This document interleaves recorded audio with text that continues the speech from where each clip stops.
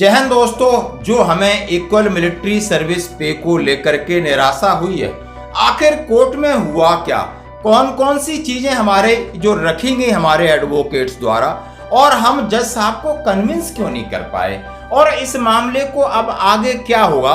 Finally तो आज court में हमारा नंबर आया और फाइनली आज नाटक में बहस हुई। तो आज फाइनल बहस हुई है। अनफॉर्चुनेटली कोर्ट ने हमारे बहुत सबमिशन सुने, ये तो नहीं बोलूंगी कि सुना नहीं, बहुत देर तक मैटर चला, ऑलमोस्ट 1 घंटे तक बहस हुई, सारे आर्गुमेंट्स हुए, दोनों तरफ के वकीलों ने बहस की। सीधी बात है, एडवोकेट पल्लवी जी हैं जो केस लड़ रही हैं, दूसरा पैरेलल, यानी एक ही केस है। एक निदेश गुप्ता जी भी हैं और ये मैडम भी है, और मैडम इस पर खुलकर अपनी राय रखती हैं, और जवानों के जेसीओ के फेवर की उन्होंने तमाम सारे बातें कही हैं। उन्होंने कहा है रास्ता खुला है सुप्रीम कोर्ट के लिए, और हमें उम्मीद है कि हम सुप्रीम कोर्ट में माननीय जज साहब को कन्विंस कर पाएंगे। अब इनसे बहुत सारे सवाल पूछे गए, आखिर यहां चूक कहां हुई? उन्होंने पहले ये कहा कि ये वो इसको पे समझ रहे हैं, ये मिलिट्री सर्विस पे है। उन्होंने कहा है कि हमें अफसरों के बराबर पे नहीं चाहिए, ये हार्डशिप है, ये रिस्क अलाउंस है, और रिस्क और हार्डशिप सबसे ज्यादा जवान को होती है जो फ्रंट लाइन पे रहता है। उसके अलावा अफसर कम रहते हैं, जवानों को ज्यादा होती है। हम हार्डशिप्स के लिए मिलिट्री सर्विस पे मांग रहे हैं, हम पे नहीं मांग रहे हैं, इक्वल पे नहीं मांग रहे हैं, एंड ये पे नहीं है।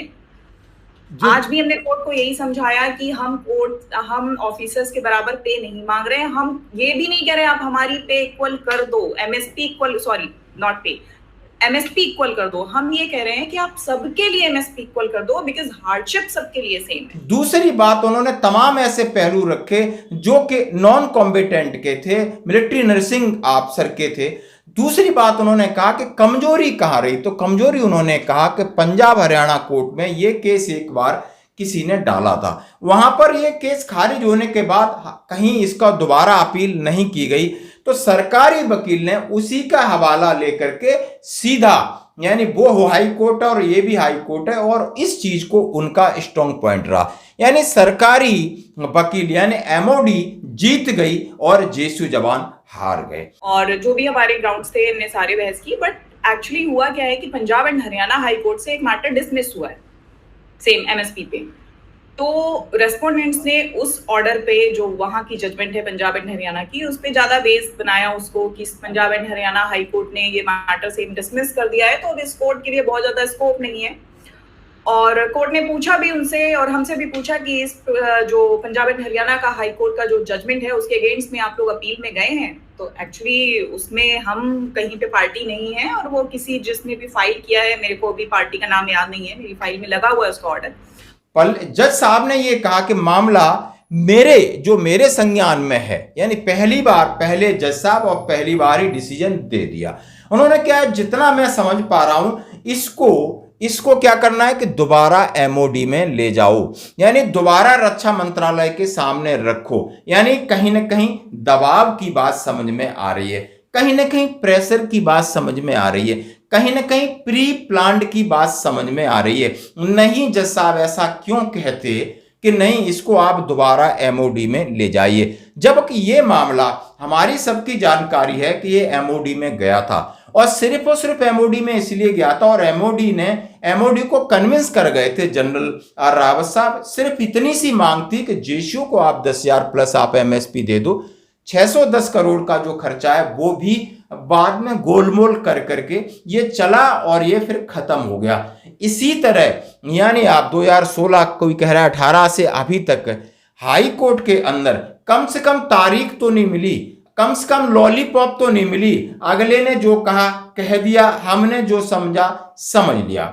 ये है कि हमें कोर्ट ने अभी बोला है कि आप एक फ्रेश रिप्रेजेंटेशन बना सकते हैं डिपार्टमेंट को, जो भी आपने पिटीशन में ग्राउंड्स लिए हैं, आप एक बार दोबारा से एमओडी को अप्रोच करिए कि वो आपके ये सारे पॉइंट्स जो हैं वो दोबारा से कंसीडर करें।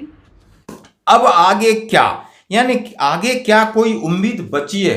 बहुत बड़ा ये मैटर है, बहुत बड़ा फाइनेंशियल बर्डन है, लेकिन एक क्लॉज रखा है जो पल्लवी जी कह रही हैं, हम ये नहीं कह रहे कि हमें 15,500 दो, हम समान एमएसपी की बात कर रहे हैं। सरकार चाहे तो इसको समान कर सकती है और इसी बजट में कर सकती है, उनका इशारा ये भी था। हम ये नहीं कह रहे, हम ये कह रहे हैं जो डिस्क्रिमिनेशन है, जो भेदभाव के 5,200 कहाँ 15,500 कहाँ 10,500, ऐसा क्यों? मेरा सवाल है, यदि हम ये कहें कि आप सबका 8,000 कर दो, सबका 10,000 कर दो, हमें कोई आपत्ति नहीं है।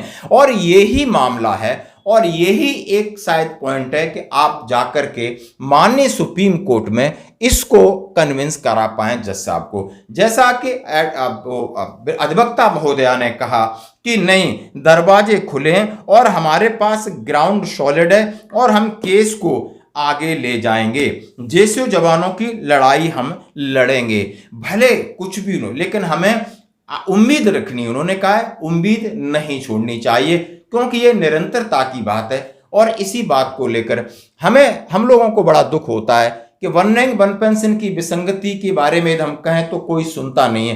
कितने ज्ञापन, कितनी चिट्ठी, कितने ISM, ISL से लगा करके सबने सबको लिखी, महामहिम राष्ट्रपति महोदय को, आप प्रधानमंत्री जी को, रक्षा मंत्री जी को, हर जगह गुहार लगा रहे हैं, एजिटेशंस कर रहे हैं, लेकिन दुर्भाग्यवश हमारे ऊपर यानी एक्स सर्विसमैन के ऊपर विशेष कोई ध्यान नहीं दे रहा है, क्योंकि ना ही इनका कोई मंत्रालय, ना ही इनका कोई आयोग है, ना ही ये बड़े पैमाने पर एजिटेशन कर सकते हैं, क्योंकि ये एक अनुशासन फोर्स से अनुशासित लोग हैं, ये इनकी एक मर्यादा है। तो शायद ये हमारी जो ताकत है, ये आज इसको कमजोरी समझ के हमें नजरअंदाज कर रहे हैं। शायद भविष्य में चीजें जरूर बदलेंगी। धन्यवाद।